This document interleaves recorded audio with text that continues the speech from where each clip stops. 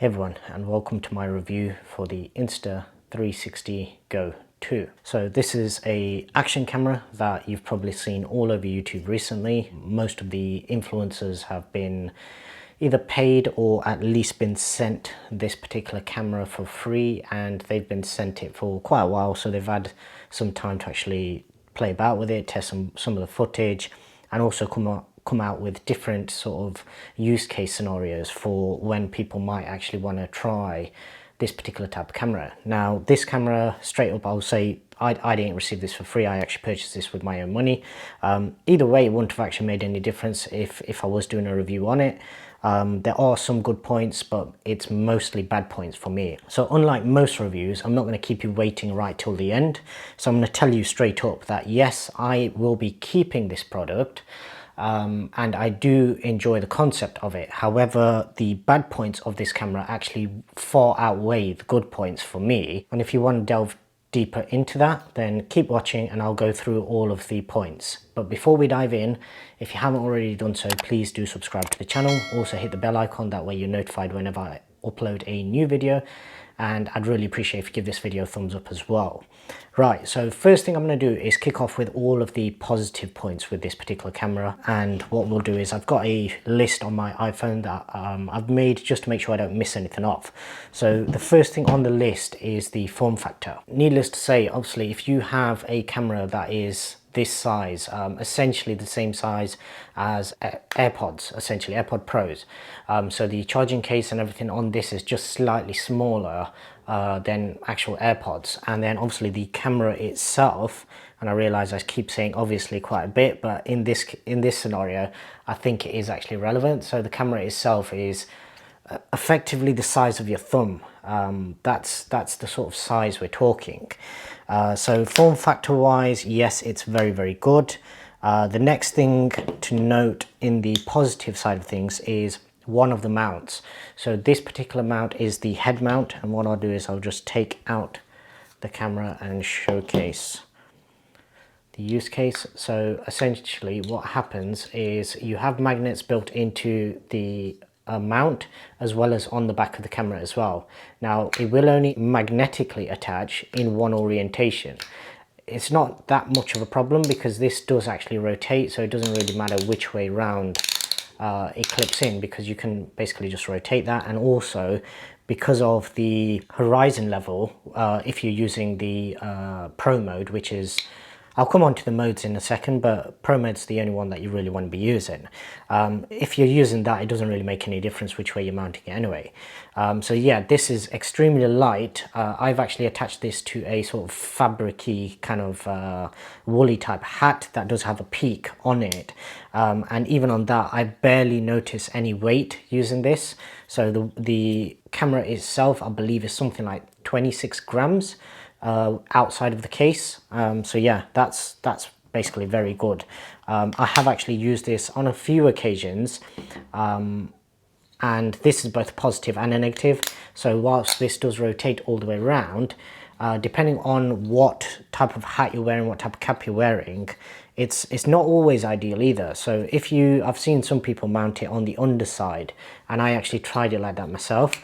But it is, unless you wear your peak of your cap really high, it will actually obstruct your vision slightly. Not necessarily obstruct it, but it catches your eye. So it's in your peripheral vision enough to where it can be distracting and can almost become annoying initially. After a little while, you probably will get used to it, but the way you want to mount it is probably that way, so have it out of your line of vision.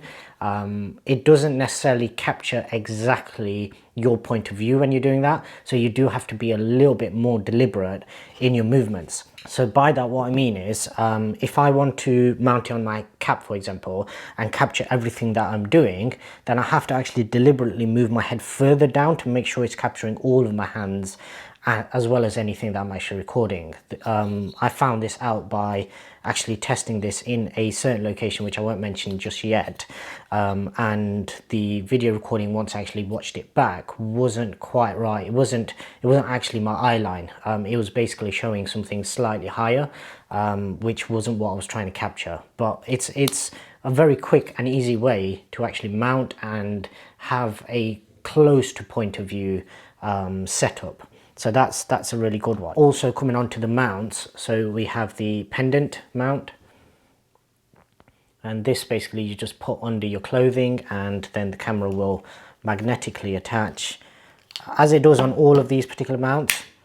So just like that, and it will, as long as you've got this going through clothing, it doesn't rock about.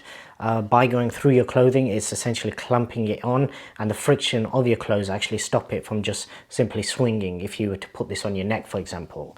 And the final mount that I've got is this sort of more of a carrying kind of case that's meant to be used in water essentially. Yeah, so the main use case of this particular one is this is a stick-on type.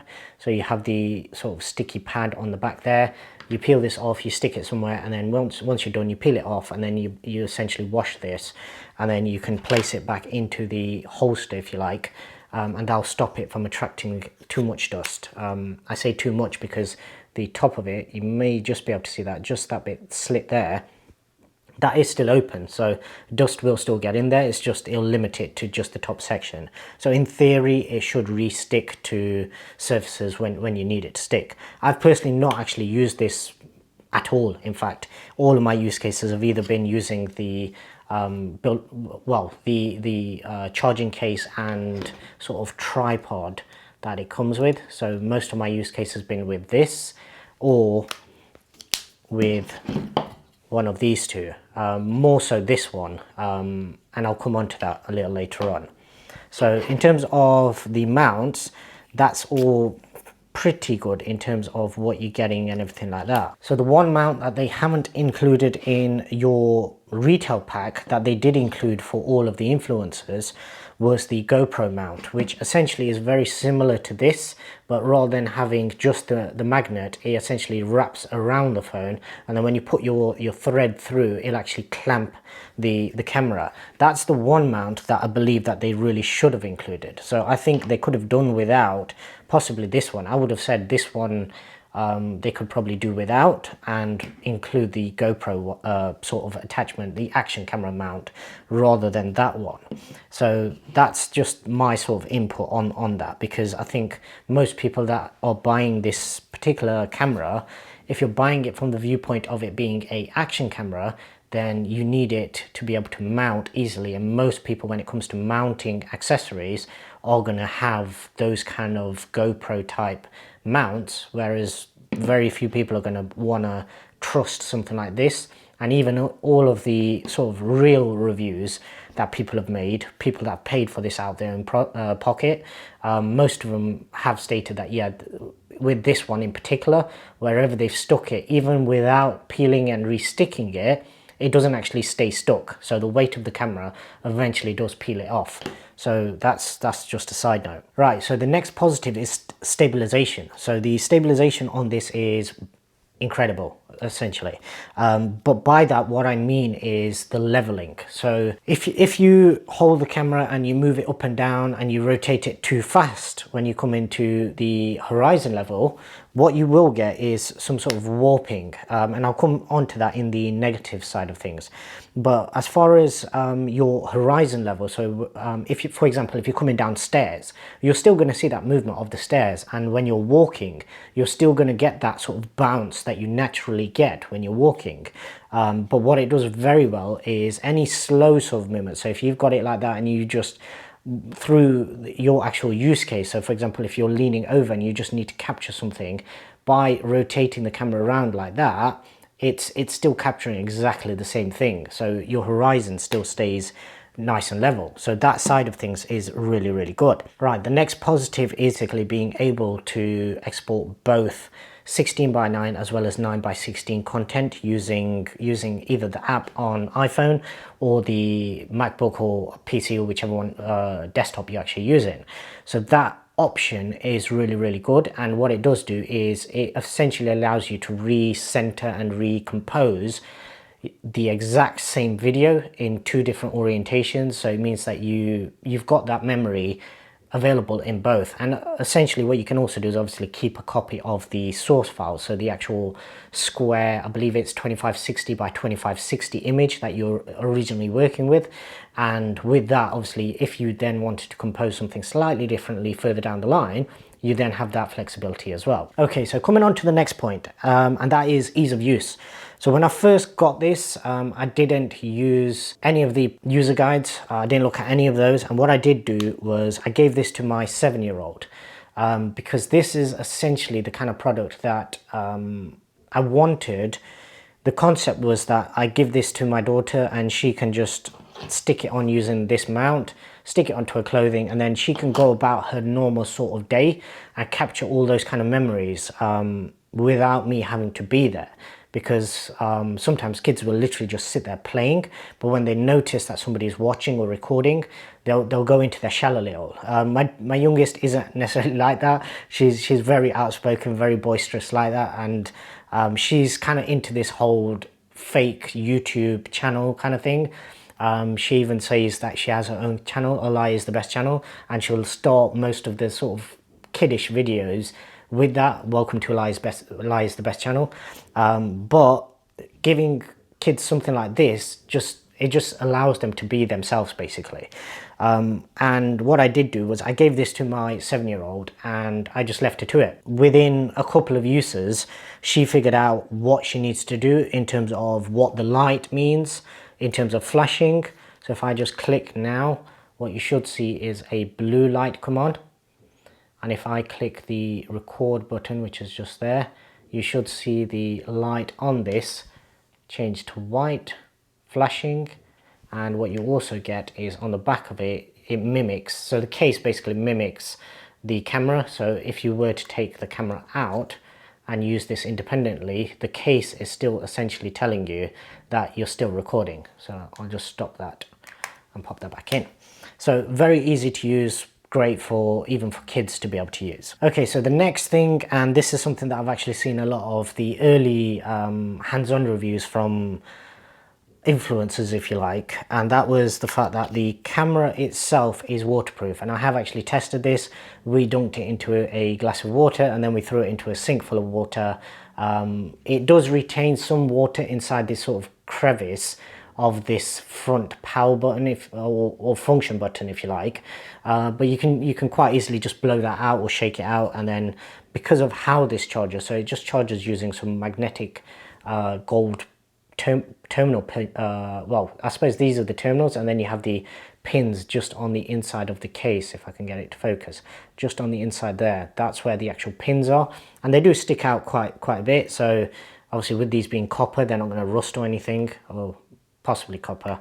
And then the magnets are plenty strong enough to where it'll actually pull it in and it will charge up and everything. The one thing that you do have to do, and common sense tells you to do this, is obviously wait for it to dry off before you go throwing it back in the case.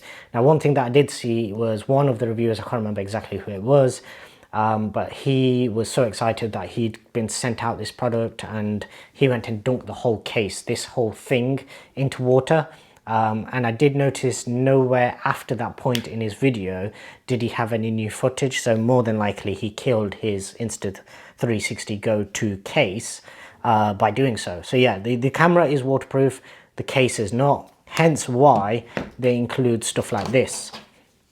So these two, not necessarily this one, because you're not really going to go into the sea or into water using a head mount, but this one in particular was included for that sole reason. So then what you do is you wrap it around your wrist, you tie this up, and then essentially what it's meant to do is once you've got your camera in there, even if you go underwater or something, you've got something holding your wrist nice and tight, so it's not going to just blow away. And assuming that the magnets are strong enough for where you are, it should stay fixed in this sort of casing as well, so it shouldn't actually get lost essentially. So yeah, the waterproofing is a bonus. I don't particularly have the use cases where I necessarily need a waterproof camera, but it's a bonus, and it kind of falls in line with most other action cameras, if you like, where GoPros, things like that, they're generally weather sealed, at least a little bit. I believe this one is waterproof for up to 4 minutes or something like that. So you can have the occasional splash and spill and it should still be fine. Right, so the next positive, if you like, is how easy it is to get point of view shots. And namely, it's this mount here. So this is the one that most people think it's kind of stupid, and it looks kind of strange when you've actually got it on, especially where the light is flashing and it's just kind of stuck onto your clothing there. But it's actually the easiest one to use in terms of just completely forgetting about it. As I mentioned at the start, this particular mount, whilst is better for point of view shots because it's actually more towards where your peripheral vision would be, your actual line of vision would be, this one can be a little bit annoying in terms of actually getting it out of your viewpoint if you're mounting it this way, and if it's this way, making sure that it's actually angled down far enough without it actually being angled down too far. So this one takes a little bit more playing about with and maybe a few test shots to actually get used to field of view that you want, essentially. Whereas the thing about this one is because it's kind of stuck on, and you ideally want it similar to where I've basically got my microphone here, so you want it slightly further up. You don't want this chest mounted, because what I did do was in one of my videos, I was actually making my breakfast, made a cup of coffee, and I noticed that it didn't actually capture anything in terms of what I was doing, because it was literally facing straight on. So you do have to be a bit more particular about where you're mounting this for certain shots. This one will obviously be a lot more accurate in terms of point of view shots, but this one, especially if you're doing something away from your body, interacting with objects around you, then this one actually works really well. And my daughter actually took this particular mount and she made a sort of play video around the house where she was literally just interacting and telling the camera basically what she'd done that day. And it was really good the way it could see everything, and it was pretty much like that first person shooter kind of thing where she was the camera essentially. So it works really, really well for that. And the final positive is the general picture quality. And I say general picture quality because I will come on to picture quality a little later on.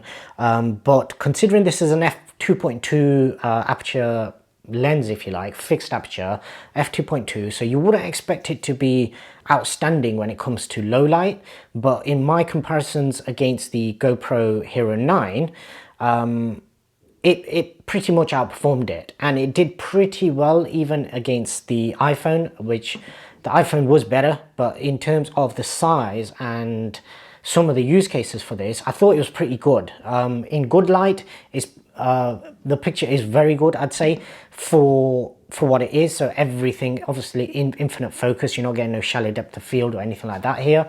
But in terms of what it's there for, I thought it was quite good. In low light, it can struggle a little, but as I said, considering the aperture, I wasn't expecting this to be as good as it is. Especially comparing it to the GoPro Hero 9 that I did an unboxing on recently. So that's basically all of the positives. So now I'm going to scroll up and we're going to start talking about the negatives. So the first negative I want to concentrate on is the battery life, and in particular it's to do with the camera itself. So as most people have correctly mentioned, yes, you get roughly around half an hour battery life on the camera outside of the case, and then you get 2.5 charges, I believe, using the case, or what you can do is just leave it in the case and you can do a lot more continuous recording.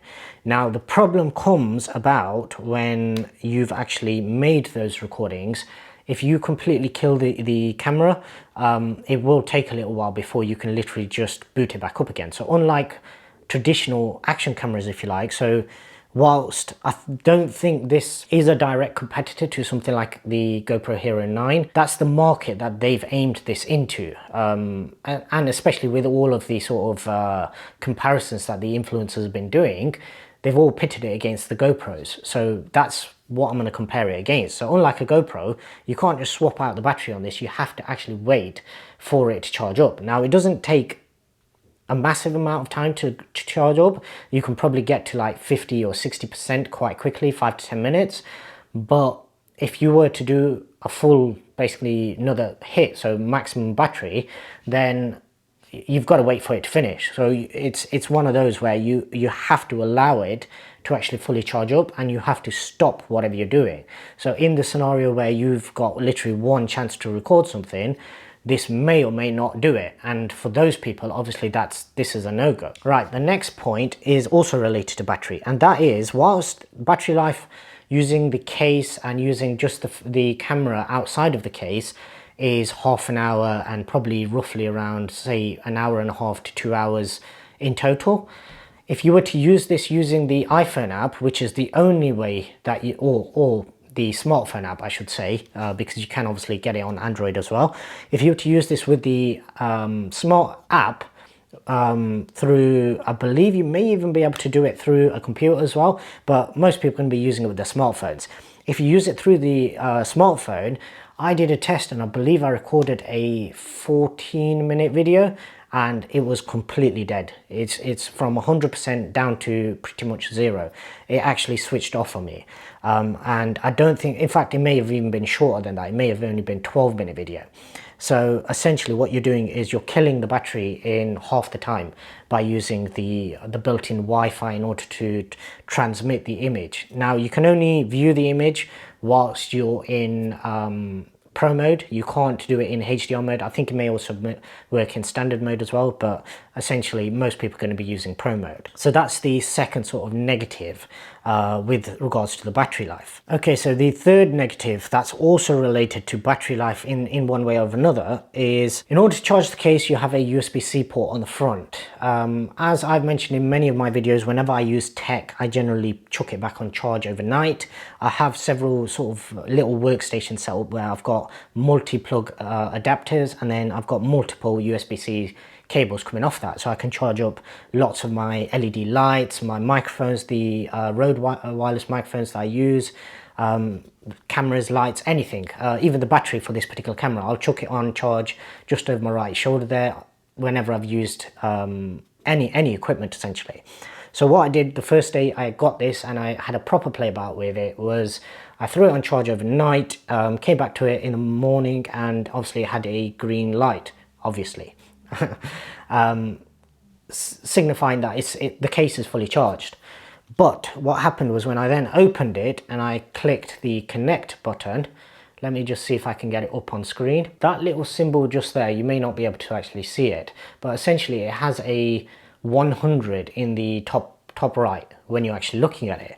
That hadn't actually charged. So basically what this is saying is the case had charged, but for some reason it didn't think that, yes, the case is charging, I need to fully charge the camera first and then charge the case. So it was either that, or overnight, despite the case being on charge, plugged in, it didn't actually top the camera back up. So just being in storage, just being left alone, the battery actually drained, and it wasn't something insignificant. So the battery actually went from what should have been 100%, and when I actually opened the case, it was on around about 35–36%, something like that. So that was actually quite surprising, the fact that despite the case being fully charged, what you have to do is, if you were to just take the camera out and pop it in, it should bring up a little red charging LED, as you should be able to just see there. And at the moment it's fully charged, so the light went out straight away, but normally what happens is the red light will stay on until you basically shut the case. So yeah, you can just about see it there. So at some point, obviously something's not quite worked and it didn't charge the camera. So in that scenario where I'm thinking, yeah, everything's charged up, I'm ready to go, throw this in your bag, you get to wherever you go and you want to capture that action, you take it out, you put it onto your pendant, outside of the case because it's an action camera, and then you realize that, yeah, you've only got 30% battery life, and you've got no way of knowing that unless you use the remote, because you can obviously start recordings just by a button on the front of the camera itself. So if you were to do it that way, you wouldn't know that it was low on battery.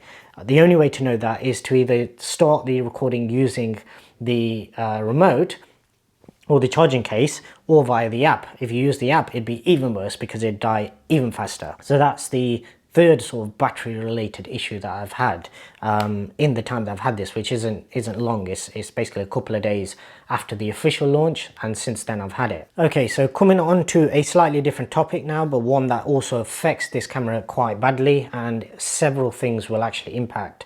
Several of my points will be impacted by storage, essentially. So the first thing is it only stores roughly around 30 minutes of footage. So this is I believe it's advertised as being 32 gig. When you actually open it up and you hit connect, it actually shows you the percentage of what it can record. So if I just go to Pro Video mode, 27.4 gigabytes is the total storage. Now, having used it for recordings, I can tell you that it equates to roughly around 27 to 30 minutes worth. Basically, it's about 1 gig per minute. Not if you're making shorter videos, but if you go anything above a certain length of video, then it will automatically take up a little bit more, because what it's also doing is for every file that you create, it's also doing a thumbnail size recording. So essentially, when you hook this up to a computer and you look at what's actually on it in terms of the built-in flash memory, essentially, if you were to just do one long recording, you'll have at least 2 files. So one will be the actual 2560 by 2560 file, and the other one will be a smaller thumbnail, but it records the whole thing. Now, the reason I think it's doing this is because whilst you're editing on either the iPhone or using the desktop app, I believe it's actually editing using the lower resolution video in order to speed it up, make it quicker to do the editing. And then once you actually render it, it carries out those tasks on the main format file. But because of that, obviously you're losing storage. So maximum storage on this is 27 to 30 minutes, let's say. I'm going to give it the benefit of the doubt. We'll go high and we'll say 30 minutes worth of footage. Okay, so firstly, for somebody that's using an action cam, 30 minutes of footage might not be enough. For the GoPro Hero 9 that my nephew recently bought for his car videos, that would not be enough, because generally he's going to want to film everything on the same day. If I was to use this on, say, a day out, last time I went on holiday, when we went out for the day, if I was to make video recordings using this, I know even just my general footage would be longer than half an hour. I don't think half an hour footage is enough for a action camera. And that brings me on to the second point. So this is where it kind of ties in to most of the major issues that I've had with this particular device. And that is the transfer speeds. So there's 2 ways of getting your footage off this camera. One is through a smartphone and the other one is through the desktop. I'm going to concentrate on smartphone first, because I believe most people that buy this are going to use this method. The people that are buying this as influencers, or even me, when I'm using this for my own use, I'm going to be using it on a desktop because of what I'm recording and how I'm recording it, how I'm editing that footage. But essentially, this footage is not necessarily meant to be edited. You can edit it, and it does come with a log profile in order to give you a bit more dynamic range in it, and enable you to try and match colors and things a little bit better to whatever your footage is. But essentially, the reason it has the standard and the vivid modes is it's meant to just be straight out of camera, post to social media, save to wherever you want to save. So yeah, we've already established that it's going to store maximum 30 minutes footage. So how long does it take you to export 30 minutes of footage from this to a smartphone? And that's where this whole experience completely breaks down. So I have a iPhone 12 Pro Max.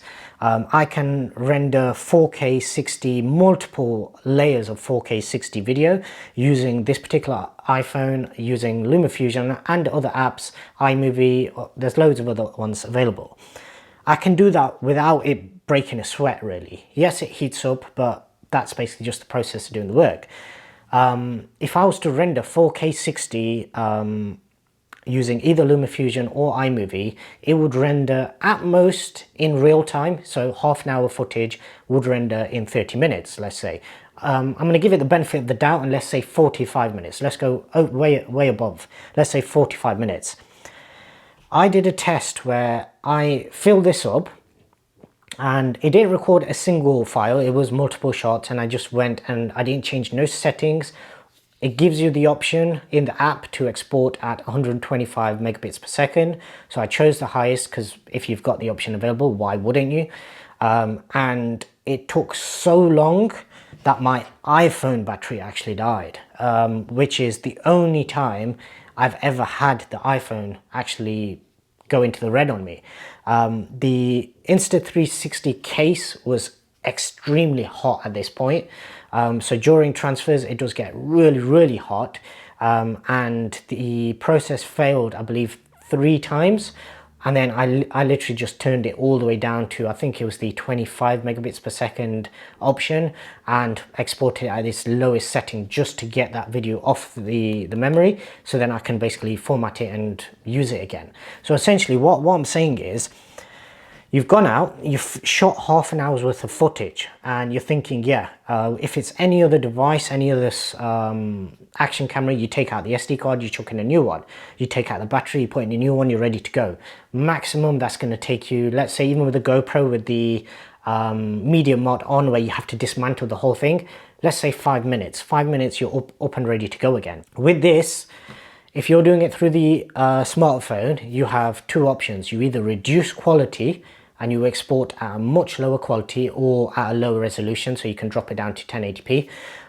But if you're like me and you want everything, the whole point of having 2K or 1440p is that you at least make use of that, make use of the 1440p.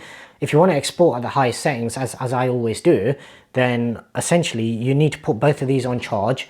And you need to just leave them. And I actually edited a complete YouTube video faster than this could actually export all of its data, essentially.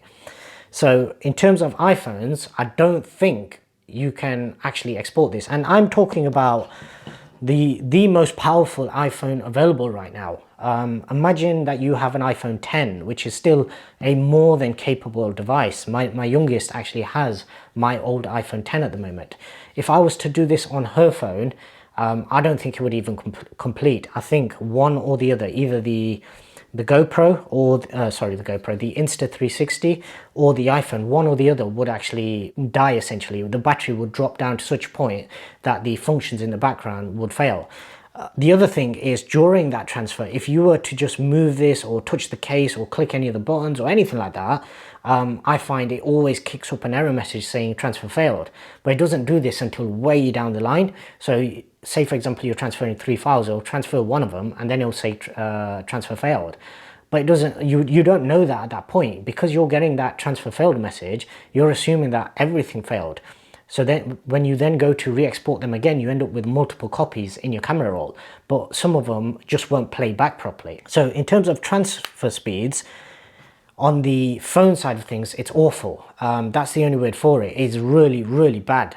With the most powerful smartphone I can find, it's still really slow unless you want to compromise on quality. So with that said, let's come on to the desktop side. So what you can do is, when you plug this into your desktop, you can literally just drag the file. So you don't need to have this plugged in the whole time. You drag the main file onto your desktop and then you boot up the Insta360 app. So you can't just drop this straight into Final Cut Pro because it is basically a fisheye video. So it's zoomed in and basically everything is warped.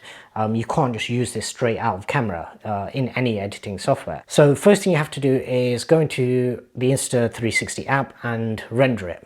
So on the desktop, I tried rendering, and using my M1 MacBook Pro, which absolutely eats everything I've thrown at it when it comes to video editing, 30 minutes footage took, I believe it was roughly around 45 minutes, if not longer, to actually export, and my battery life had dropped down to around 30% from 100.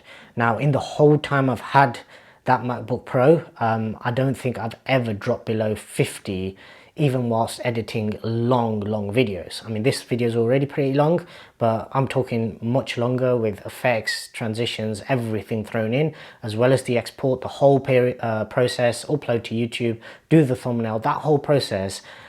I rarely see it drop below 40 to 50%. And just rendering this footage before I can actually do anything with it took me longer than that and used more battery life than that. So the whole sort of transfer of this footage, for me, is just a complete nightmare.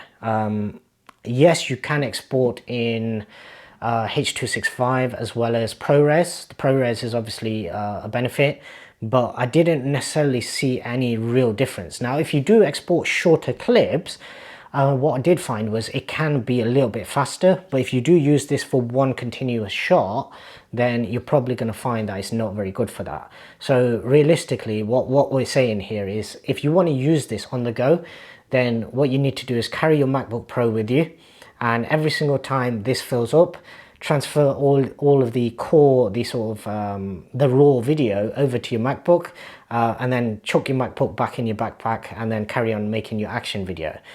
So yeah, the storage side of things, a complete nightmare. They really didn't think this through very well. They need to give this more RAM, or they need to change the port on this. So the port is the next thing that I want to actually just touch on. Some of these things are going to be a little bit muddled, because that's something that I've literally just remembered about having used this yesterday. So it comes with a USB-C port on the front for charging and connection to a PC, but you cannot use a USB-C to USB-C cable. What you have to use is a USB-C to USB-A cable.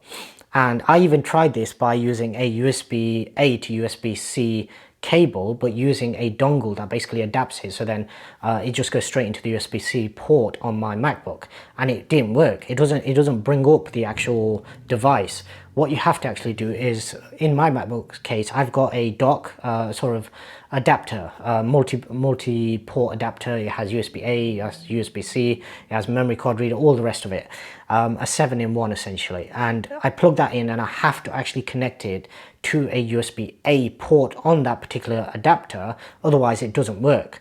And then the transfer speed. So I have obviously the card from this particular camera. I'm exporting much bigger files than what I have on here. You're talking gigabytes worth of data. So 27 gigabytes is maximum you can transfer from this. I believe I've transferred hundreds of gigabytes from the Sony camera, and it's done it in not even half the time. It's even less than that in terms of how slow the transfers are. I say slow, they're not obviously slow, so it does transfer over, but you're talking maybe 5-10 minutes, something like that, which clearly shows that despite this having a USB-C port, it's working to maybe USB 2.0, or I'd say maybe 3.0 speeds. It's just not very fast. So even the basic transfer isn't very fast. So that was just a side note of something that I actually remembered. Right, the other thing that I just quickly wanted to touch on was the file size itself. So earlier on I did say that the video quality is very good for what it is, but on the flip side, the file size to video quality comparison doesn't actually work in its favor. So if you compare it against the iPhone footage is a lot more vivid, it's got a lot more dynamic range, it's got much better HDR performance. It'll capture shadows, highlights, it'll capture me in front of a bright background, as I showed in the quick test videos that I did, whereas this completely falls apart with any type of dynamic range test. And it does all of that at roughly around 440 megabits per second. Whereas this, what I found was it was rough, well, it comes to, for 1 minute of video, it'll take up, yeah, so that was wrong. So it doesn't take up 440 megabits per second. 1 minute of video is roughly around 440 megabytes. Whereas 1 minute of video for this is roughly around about 650 to 700 megabytes. So you're taking up roughly between, say, a quarter and a third more space for much lower quality. And when you put them side by side, the iPhone footage is definitely better in almost every use case. So for that, obviously this does fall down, and that actually works as a negative for this particular camera. Okay, so coming on to the next negative, and that is the temperature. So during the unboxing, when I actually peeled off the sticker that came on this particular mount, there was a little warning message on the back of it saying that don't basically put it in direct contact with your skin, because it does heat up quite a bit, and it's hot whilst it's recording. When you're transferring anything, it gets extremely hot, which is worryingly so, because this has a built-in battery. You can't replace the battery on this.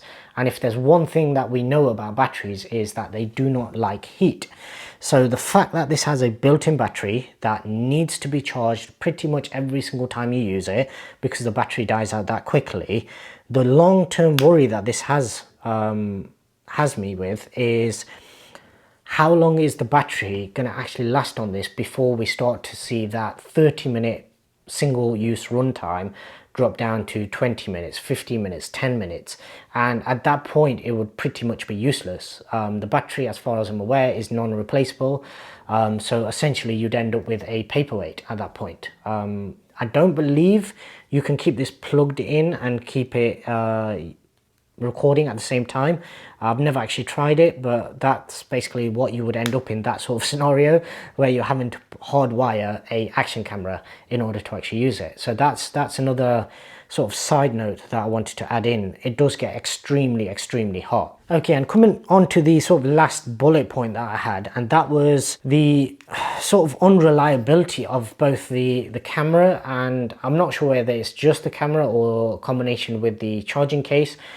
But I've had several instances where one of the instances, well, actually there was 3 on the same day. So what I did was I had the head mount on and I put the camera in and I started the recording from this. I made sure by checking in a mirror that it was actually recording, and obviously you get the vibration as well, so you know it's recording. And then I went for a drive, and halfway through that drive it just randomly stopped. Now, whenever it stops, it's meant to give you a vibration, a haptic feedback, and tell you that it's stopped recording. And it didn't do it. So it literally just switched off. It did save the recording, but I had no idea that it actually stopped maybe 5-10 minutes earlier than when I actually went to check it, and I realized that, hang on, this isn't even recording anymore.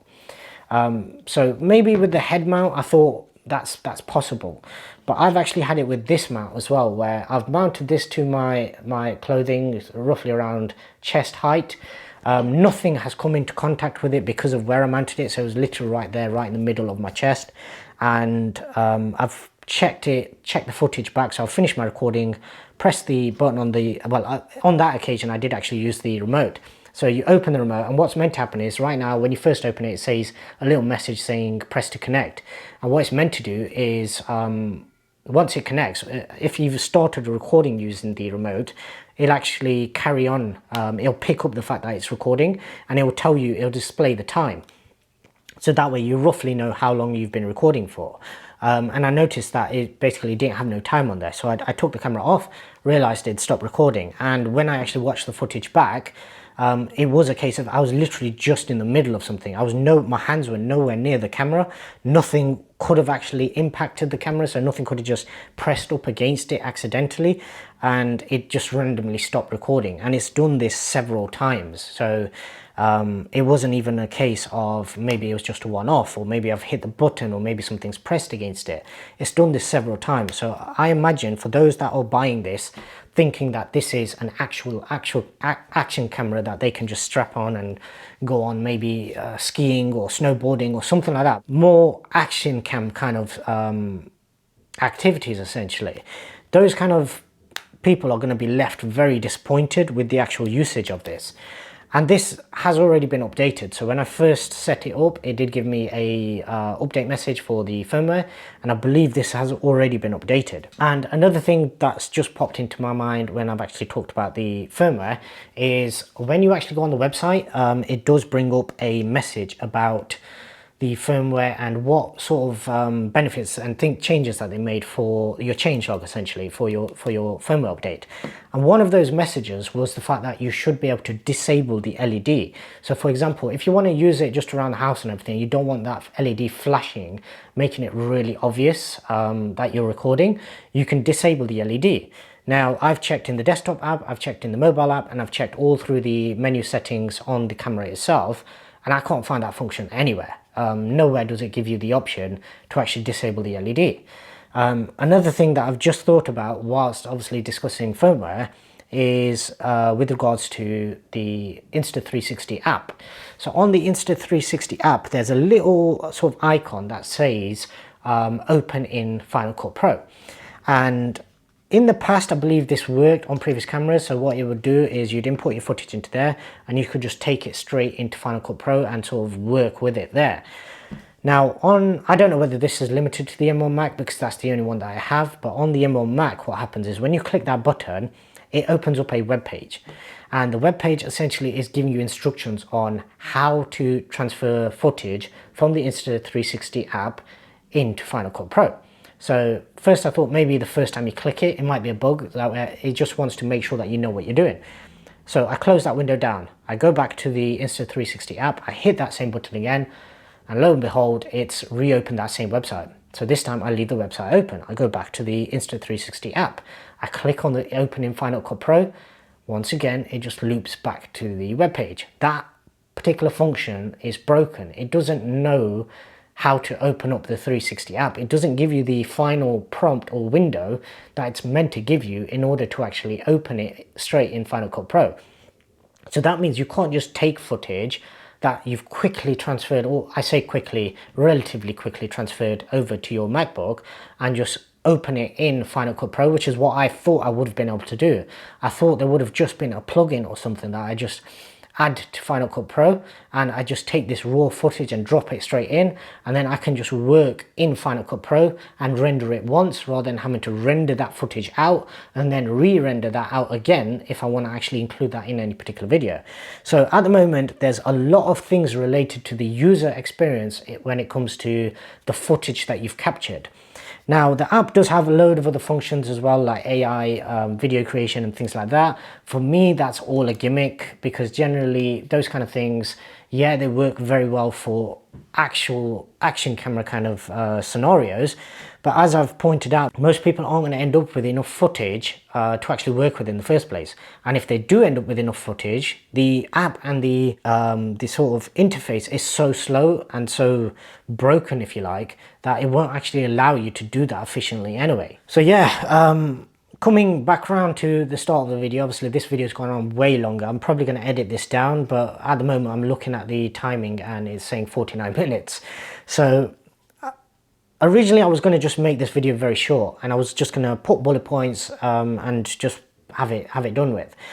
But then I figured, seeing as most reviews you're going to see out there are from influencers, and I'm calling them influencers, basically they're paid reviews. They're paid adverts, if you like, where most people, they're not going to say anything bad about a product if they're getting paid to actually make the video in the first place, because they don't want to not receive that product the next time around. I don't have that problem.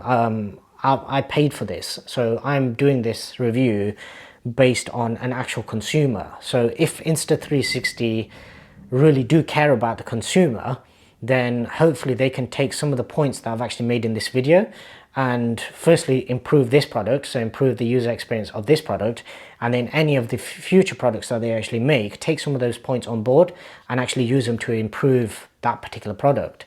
So yeah, that's why I didn't want to actually just cut it down to just bullet points, because I wanted to actually give you some context. What I will do is obviously I'll make sure that this whole video has time cards, so you can actually skip forward and backwards to the points that are relevant for you. But yeah, I wanted to actually do it in depth, give you as much information as I can, and also try and give you more context in terms of how and why those particular issues, if you like, come about and who they might affect. So if you never actually transfer any footage off your device and you're just going to be using it solely on the device, you're probably going to be more so affected by the problems when it comes to the memory. The battery life thing you can probably get around by the fact that it does charge up to a certain percentage relatively quickly, and then you can just do another shot and then just chuck it back in the case again, or you can just keep it in the case. And as I've done in a couple of my actual unboxing videos that I've used this for, I just leave it in the case, and then your recording time isn't necessarily a problem when it comes to battery life. It's literally just how much footage you can actually capture.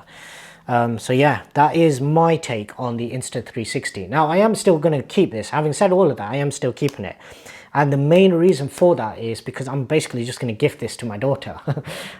She really likes it. She loves the sort of bunny ears that it does when you open it like this.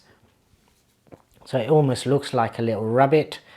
She loves that. She likes the sort of Grogu Baby Yoda type pendant that you get, and it's so easy for her to just chuck this on, stick it on, and then she can do her videos.